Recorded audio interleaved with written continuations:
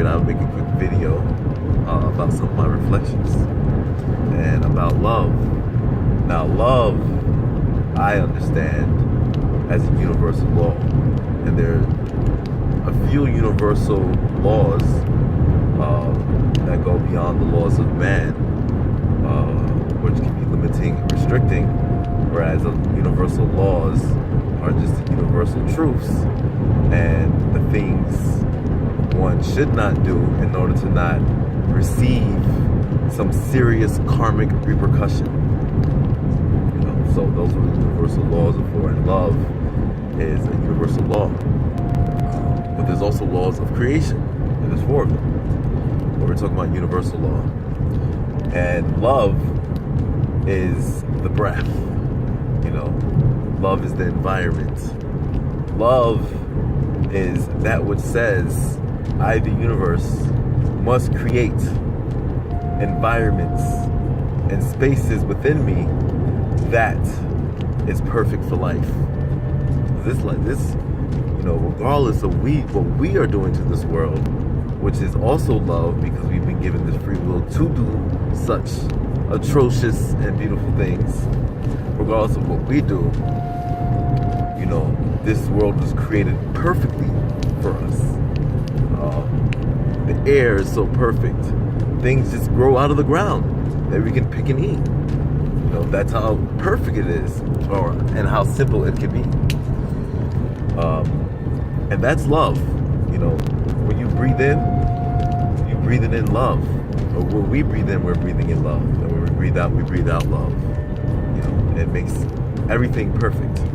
So we may exist in it. And that's just pure love.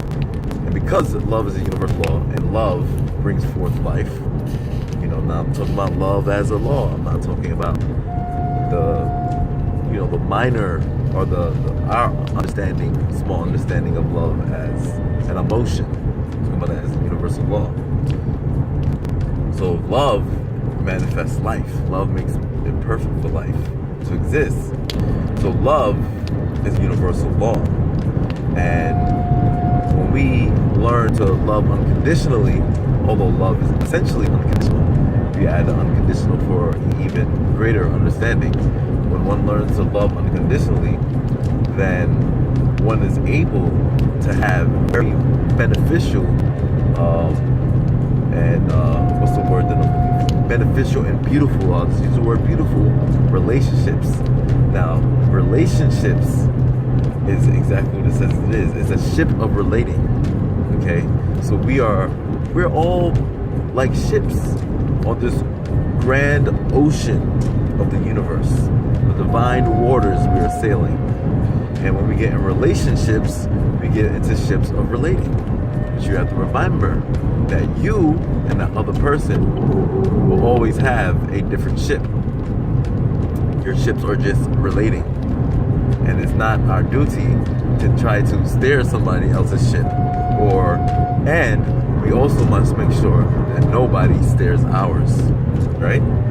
So love as a universal law. Love manifested as a universal law and exercise with each other.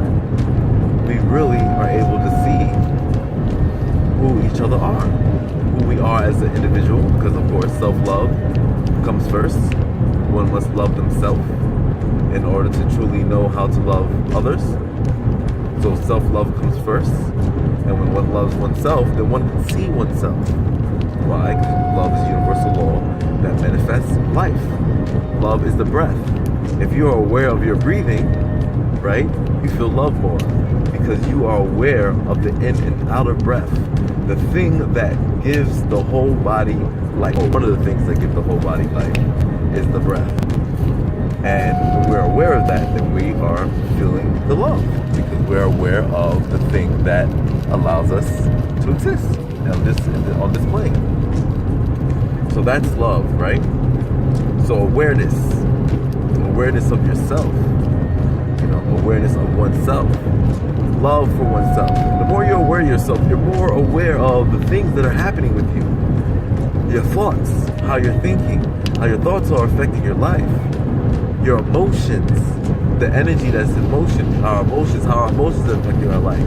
And you start to be the thing or the person or the being that is experiencing. This is very important. The being that's experiencing the emotions. We're experiencing the emotions and the thoughts. So if we're experiencing it, there's some choice there. Or I say there's a lot of choice there of what we are experiencing in this life.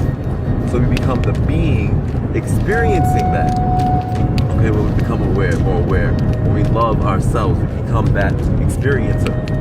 Okay, so in becoming more aware, in learning to love ourselves more, we become more aware of our thoughts, emotions, our physical body. What we're eating is a testament to how much love we're showing ourselves. Now, love is always present. It's always there. But as conscious beings that we are, we can choose not to love, even though we're still in the vibration of love. You can also call this the creator of the universe. Some may say God, but you really have to understand your own concept and understandings and truths of God.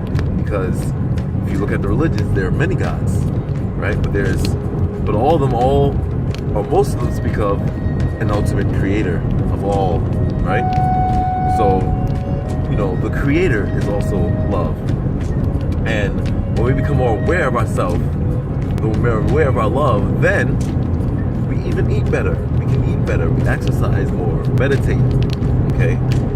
And when we share this love with another person, we put ourselves in a place of truly understanding who this person is. Truly, we understand ourselves. So when we truly understand ourselves, we are comfortable with who we are. Now, this is very important to be full before we get in any relationship. But we're always in relationships because we're just born into families. But in order to have good relationships, you have to be full. Especially when it comes to having a partnership and sharing romance and such things. You have to be full so you don't require the person that you're with to do something that you are incapable of doing yourself. Now, there's nothing wrong with somebody that you're with being able to do things that you cannot do and in turn enhance your relationship. But I'm speaking about loving yourself. If you don't love yourself and you're in a relationship, or if you have any lack of love or any holes in your vibration, in your resonance of lacking something, then you're going to expect that person to give you what you're unable to give in yourself. Yeah, we get into relationships because we hope this person can bring us more of ourselves, more of what we'd like to experience in our life and in the world at the same time. If you don't love yourself, you're going to expect this person to fulfill your love, to bring you happiness, meaning to be the source of your happiness. And that's what happens in relationships. Some of us believe that our partner should be the source, and it can be a very subconscious or unconscious thing, not something that's on the surface, but that our partner should be the source of our love, the source of our happiness. And the reason I know this, the reason I understand this, is because when that person goes, people become destroyed. Some people get angry, people get sad, people get all types of things when that person goes. Now, I'm not saying that we should not miss a person, and that true love will not cause some sadness because you may not be able to experience that person in the physical form. But when hatred starts to seep through, when somebody breaks up with you, or somebody does something that is untasteful to you, when hatred starts to seep through and tell you that this person is this or this person is that, or makes you cry for days at a time without really truly knowing yourself or releasing anything, then you know that person, our ability to love ourselves was wrapped up in that person. So when that person is gone, we don't have the same ability to experience happiness and love. Regardless if anybody is there or not, we should have an ability to call forth our happiness and call forth our love at will. Okay? We should be able to create happiness and love at will whenever we whenever we want it, and that shouldn't be directly linked or sourced to another person. If you're putting that responsibility on another person, you best believe they may disappoint you, especially, death is a thing that we choose to experience. So if that person dies, disappointment may hit. So true love is loving yourself and learning and experiencing a person for who they are, almost like becoming the observer, experiencing the person for who they are, not demanding the person be a particular way so you can be satisfied, but encouraging the person to be more of who they are so you may have a beautiful experience with the true essence of this person that you're choosing to share space with. That's my understanding of love, of universal love, in action, in our experience. It's really allowing that person to be who they are. And you see, when you do that, when we allow someone to be who they are, then we truly see what they're capable of. Instead of conditioning somebody in a relationship and then they do something that you didn't see before because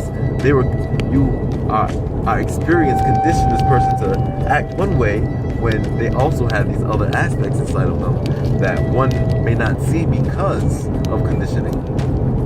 But when you truly learn to love and truly learn to allow someone to be, you'll see all of who that person is because they will be comfortable with showing you that aspect, knowing that they won't be judged or ridiculed,